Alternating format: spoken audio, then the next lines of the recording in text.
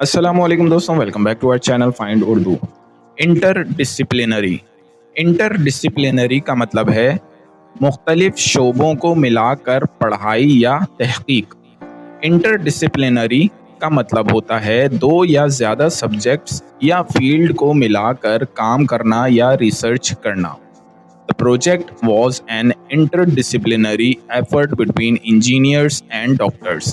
ये project engineers और doctors के दरमियान एक मुख्तलिफ फील्ड का मिलजुल कर किया गया काम था।